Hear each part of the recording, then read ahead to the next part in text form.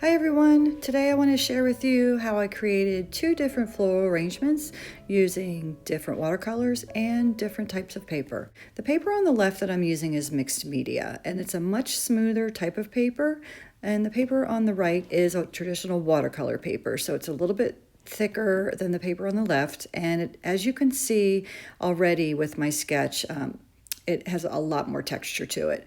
I'm using one of my Neocolor wax pastels. This one is not water soluble. When I originally did my painting on the left, I wanted to do something really quick. I was not really inspired. I just wanted to do a loose drawing and see what I could come up with.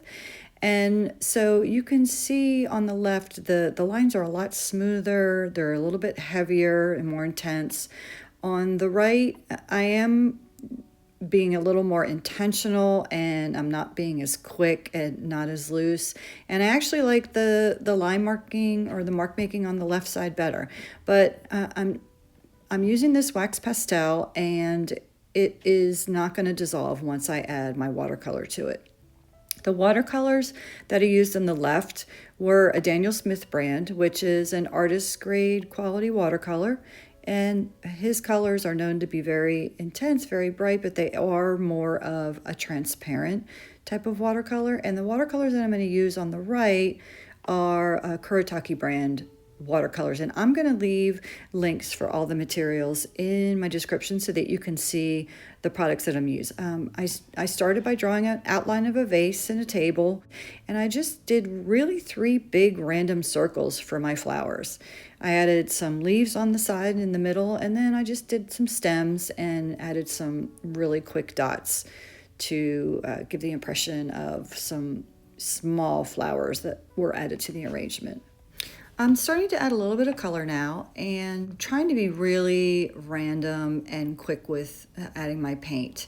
And I'm using the pinks and the purples in this set. This is a little bit more of a muted set of colors, and I recently got these watercolors, so I'm not even sure exactly what I'm gonna end up with here because I haven't practiced a lot with them. But I think that's the fun sometimes of just experimenting and playing around with the different colors. And I'm not being really careful filling in my leaves and my flowers. I'm going outside the lines, and that's okay. That's really kind of the look that I'm going for. And I started with a darker, more muted green, and then I added a green that's a little bit brighter, has a little bit more yellow in it. And as my painting starts to develop, you can definitely see that the colors are more muted than what the colors were on the left. If you're new to my channel, welcome. My name is Kathleen, and I'm a teacher and an artist, and I would love to hear from you in the comments which painting you think that you like better.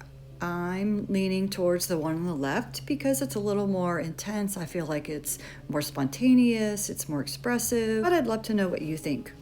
What I'm doing now is I'm picking up some of the different colors in my Neocolor wax pastels. These are not water soluble, so they won't be activated with water if I decide to go back and paint over a bit again with my watercolors.